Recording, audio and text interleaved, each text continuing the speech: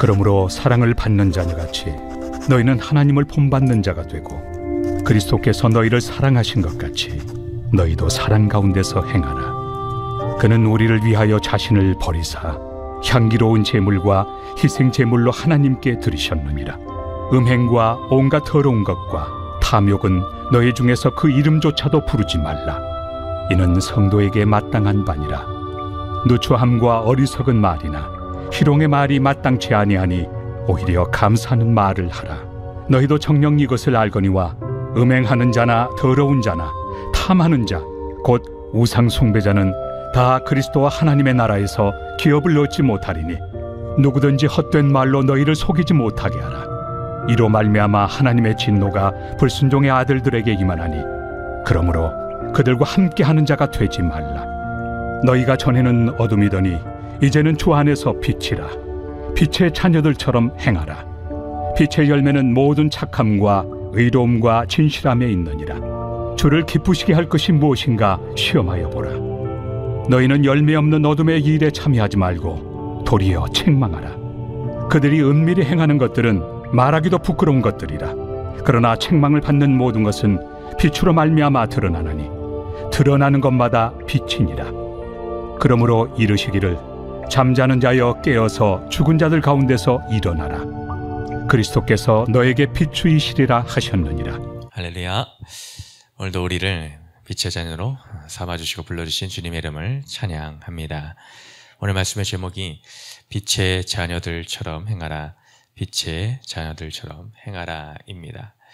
오늘 말씀을 통하여서 우리를 새 생명의 길로 그 존재적 변화를 받은 성도의 삶, 그 존재적 변화를 받은 자로서의 삶의 위치, 그 정체성과 더불어 그 정체성에 따르는 삶의 자세에 대해서 함께 보고자 합니다. 우리에게 존재론적인 변화를 입은 그 정체성과 또한 삶의 자세. 오늘 사도 바울이 에베소 교인들에게 알려주고 있는 존재론적 변화, 너희들의 삶의 정체성, 너희의 그 존재 정체성, 그 위치가 무엇인가? 그것은 너희는 전에는 어둠이더니 이제는 주 안에서 빛이라 라는 정체성입니다. 우리가 이제 주 안에서 빛이다. 주 안에서 빛이다. 오늘 8절 말씀에서 보면 그렇게 나와 있습니다. 너희가 전에는 어둠이더니 이제는 주 안에서 빛이라. 너희가 전에는 어둠이더니 이제는 주 안에서 빛이다. 우리의 인생의 전과 후의 차이점을 명확하게 선을 그어서 구별을 해주고 있습니다. 너희는 전에는 어떠한 자들이었나? 너네는 어둠이었다. 확실히 못바가 말합니다. 전에는 너희는 어둠이었다. 근데 이제는 주 안에서 빛이다. 전에는 어둠, 지금은 빛. 어둠과 빛은 대비되는 반대의 표현입니다. 어둠과 빛은 반대의 표현. 그래서 전에는 너희가 어둠에 살던 상태였기 때문에 그 어둠에 따르는 그 어둠을 쫓는 그 삶을 살아갈 수밖에 없었다. 그러니 그 어둠을 따르는 삶들의 오늘 말씀에서 여러 가지 표현들이 나옵니다. 어둠 가운데 행함으로 인해서 음행, 온갖 더러운 것, 탐욕 또한 어리석은 말을 함, 누추한 말을 하는 것, 희롱의 말을 하는 것, 음행하는 것, 더러운 자, 탐하는 자, 이런 모든 것들이 어둠을 따라 살던 너희들의 삶의 모습이었다. 그건 너무나도 당연한 일이 아닐 수가 없습니다. 어둠 가운데, 그것은 다른 말로 하면 사탄의 지배 아래 있던 그런 때, 사탄을 아버지라 부를 수밖에 없는 그러한 때는 사탄의 습성을 빼다 박을 수밖에 없습니다. 자녀는 부모의 영향 아래 있기 마련입니다. 아비가 사탄 마귀이니 그 아비 사탄 마귀의 짓을 자녀인 내가 할 수밖에 없는 것은 당연하고 자연스러운 현상입니다. 너희가 그러니 사탄의 짓을 하는 음행과 탐욕과 그 모든 것을 우상 삼아 사는 것은 너무나도 자연스러운 우리들의 삶의 방향이었다. 그때 우리의 이름은 성도라 부를 수 없는 상태이었습니다. 그러나 이제 하나님의 은혜로 말미암아 어둠에서 빛으로 새로운 생명으로 태어났습니다. 그런데 우리의 성도에게 마땅한 삶은 그 이전의 그런 더러운 옛 구습을 따라 살 수 없는 삶이 되었습니다. 어둠은 정의가 무엇이겠습니까? 어둠의 정의. 어두운 상태가 어둠이다 라고 할 수 있겠지만 어둠의 정의는 빛이 없는 상태입니다. 빛이 없는 상태. 그것이 우리는 어둠이다 라고 하는 것입니다. 빛이 없는 상태. 그것을 어둠이다. 빛이 없기에 어둠 속에 다닐 수밖에 없는 것. 그런데 우리는 주님의 은혜로 말미암아 우리의 인생 가운데에 빛이 찾아오게 되었습니다. 그 빛이 누구십니까? 예수 그리스도입니다. 왜 우리에게 빛을 비춰주셨는가? 말 그대로 어둠에서 해방시키시기 위해서입니다. 요한복음 12장 46절 말씀에 나는 빛으로 세상에 왔나니 무릇 나를 믿는 자로 어둠에 거하지 않게 하려 함이로다. 예수 그리스도께서 이 땅에 빛으로 오신 이유, 목적이 기록되어 있습니다. 내가 왜 빛으로 왔는가? 그것은 어둠에 너희가 거하지 않게 하기 위해. 너희가 지금 어둠 가운데서 살고 있는데 거기서 해방시켜주기 위하여 우리 예수 그리스도가 빛으로 오셨다라고 기록하고 있습니다. 우리가 빛이라는 이 놀라운 은혜를 입을 수 있는 이유는 오늘 8절에서 다시 한번 확인해 보면은 이제는 주 안에서 빛이다라는 것입니다. 주 안에서. 우리가 주님 안에서, 바로 이 예수 그리스도 안에서 빛이다라고 선언 받을 수가 있게 됩니다. 다른 그 어떤 것으로 우리는 빛이다라고 선언 받을 수가 없습니다. 어떤 것을 붙든다 한들 우리는 소유할 수가 없습니다.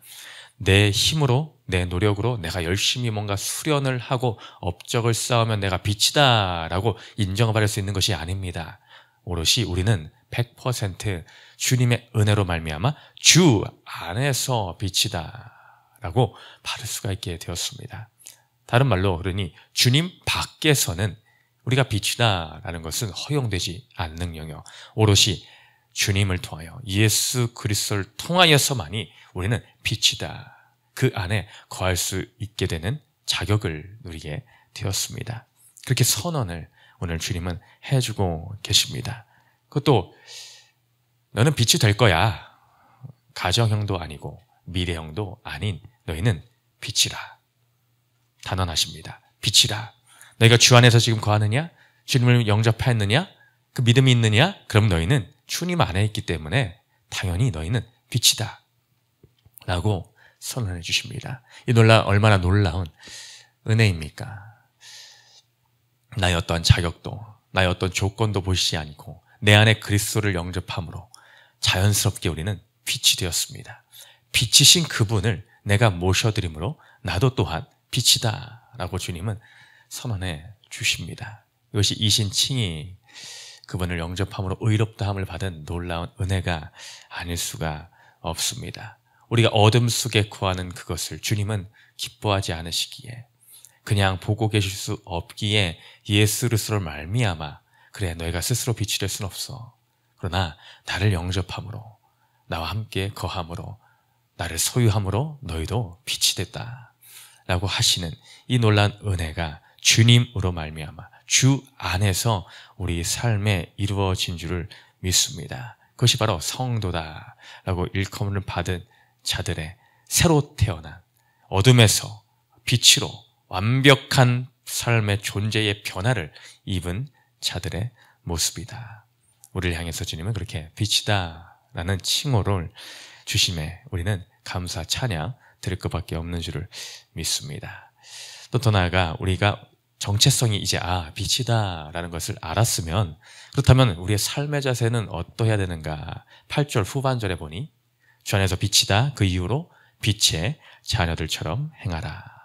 우리의 삶의 자세는 빛의 자녀들처럼 행해야 된다라는 것입니다. 빛의 자녀들처럼 행해야 된다. 앞서 우리는 주 안에서 빛이다 라고 주님이 선언해 주셨습니다. 우리는 주 안에서 빛이다. 그러니 빛의 자녀들처럼 행하는 것은 자연스러운 것입니다. 아주 마땅한 것이고 아주 당연한 것입니다. 왜? 빛이니까 빛의 자녀들처럼 행하는 것입니다. 내가 대통령의 아들이면 대통령 아들처럼 행하는 것은 자연스러운 것입니다. 내가 대통령의 아들이 되어야지 해서 다니는 것이 아니라 삼아 주셨기에 자연스러운 것입니다. 빛의 자녀를 삼아 주셨기에 우리는 빛으로 행하는 것은 마땅한 수순이다 라고 할 것입니다. 그래서 어떤 의문을 가질 필요도 없고 더 이상 질문도 필요 없는 자연스러운 현상인 것입니다. 그래서 우리는 하나님이 예수 그리스도를 말미암아 빛을 삼아 주셨으니 그 자녀를 삼아 주셨으니 우리의 삶에서는 내가 빛이니 빛이 드러나는 것은 너무나 자연스럽습니다. 그것이 우리의 삶을 통하여서 드러나야 된다. 그것이 바로 행하는 것. 자녀들처럼 마땅히 행하는 삶이 되는 것입니다. 마태복음 5장 14절 말씀에 너희는 세상의 빛이라. 너희는 세상의 빛이라. 산 위에 있는 동네가 숨겨지지 못할 것이요. 16절에 이같이 너희 빛이 사람 앞에 비치게 하여 그들로 너희 착한 행실을 보고 하늘에 계신 너희 아버지께 영광을 돌리게 하라.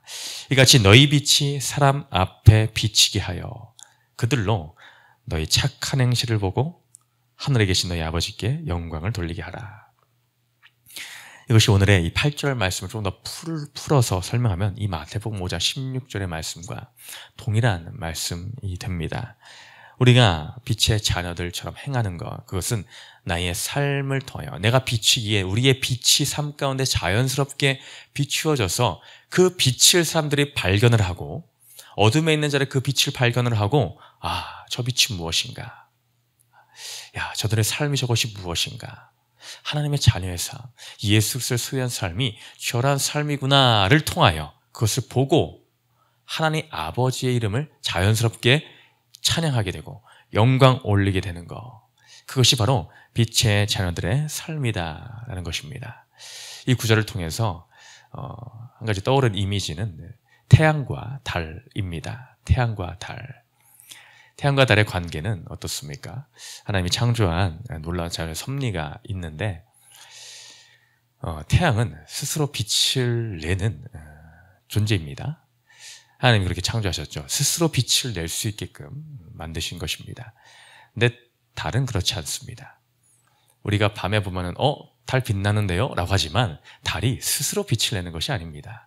달이 빛나는 것은 태양으로부터 받은 빛을 반사하는 것입니다. 우리가 보는 빛은 한마디로 태양빛, 반사된 빛을 보고 있는 것입니다.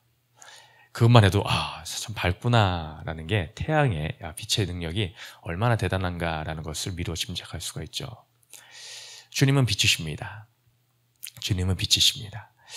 그리고 우리가 성도의 삶은 어떻게 보면 이 달과 같지 아니한가. 그리스도의 그 빛을 내 안에는 내가 스스로 빛을 낼 수 있는 능력이 없습니다.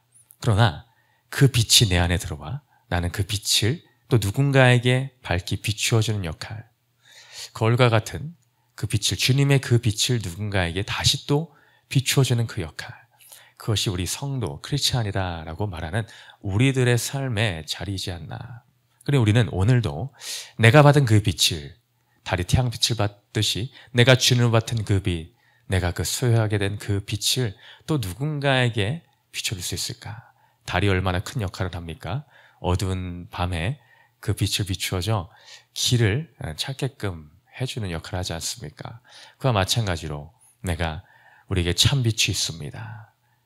우리에게 참빛이 있습니다. 내가 그것을 소개해드리겠습니다. 그런 역할, 세상에 비치게 함으로 그 참빛인 그리스도를 볼 수 있게끔 하는 달과 같은 그런 역할, 그것이 바로 우리 성도들에게 맡겨진 사명인 줄을 믿습니다. 우리에게 그런 역할을 담당하신 것은 그것을 통하여서 하나님을 떠나 여전히 어둠 가운데 내가 전에 어둠에 행했던 것처럼, 그러나 나도 누군가를 통하여 그 예수 그리스도의 빛을 수여한 사람이 된 것처럼 또 이제 우리가 그 자리에 서서 여전히 어둠에 있는 그 누군가에게 그리스도의 빛을 비추어 그를 생명의 길로 인도하는 안내자 역할을 우리는 받은 것입니다. 14절에 잠자는 자여 깨어서 죽은 자들 가운데서 일어나라. 그리스도께서 너에게 비추시리라 하셨느니라. 그 어둠 가운데 있는 그 누군가도 그리스도의 빛이 비추어지기만 한다면 죽은 자들 가운데서 일어날 수 있습니다. 우리의 삶이 그것을 증거하고 있지 않습니까? 나도 어둠 가운데 있었지만 그리스도의 빛이 비춰지는 그 순간에 나의 삶도 이제 죽은 자가 되지 아니하고 생명을 얻은 자가 되었구나. 그것처럼 그리스도의 빛의 능력은 너무나도 놀라운 일입니다. 그것이 빛의 힘입니다. 어둠이 아무리 강하다 한들 빛이 들어오면 어둠은 도망가게 되어 있습니다. 빛이 비춰지면 어둠은 사라지게 되어 있습니다. 아무리 칠흑과 같은 어둠 가운데 있는 누군가가 있습니까? 아니 혹여나 나도 또한 지금 또 내가 빛의 자녀인데 또 세상에 속아서 다시 또 어둠에 잠식되려 하는 부분이 있습니까? 걱정하지 마십시오. 빛이 비춰지면 어둠은 당연히 물러가게 되어 있습니다. 생명 그리스도의 빛이 우리의 삶 가운데에 또 내 주위에 있는 지체들 삶 가운데 비추어질 때에 그들의 어둠의 세력은 두 손 들고 항복하며 도망갈 수밖에 없음을 우리는 인정하는 자들 되어서 우리들에게 맡겨주신 빛의 사자들의 그 사명을 오롯이 감당해 가기를 소망합니다. 빛으로 비추시네 라는 찬양이 있는데 나중에 꼭 시간 되시면 들어보시기 바랍니다. 빛으로 비추시네 라는 찬양이 있습니다. 오늘도 우리의 삶이 이처럼 정체성이 회복되었고 우리의 삶의 위치가 다시금 회복되어서 주 안에서 내가 빛의 자녀로서 그런 삶을 감당해 나아가는 저와 우리 성도님 되시기를 주님의 이름으로 축복드립니다. 두 번째 질문 읽고 마칩니다. 두 번째 질문입니다. 시작. 오늘 내가 가족, 지체, 이웃에게 비춰야 할 빛의 열매는 무엇입니까? 기도합니다. 사랑의 주님, 전에는 어둠이 있더니 이제는 주 안에서 빛이라. 빛의 자들처럼 행하라. 오늘도 귀한 말씀을 주시니 감사드립니다. 우리가 이제는 세상과 타협할 수 없는 존재들이 되었습니다. 우리 존재론적인 변화를 입은 자들입니다.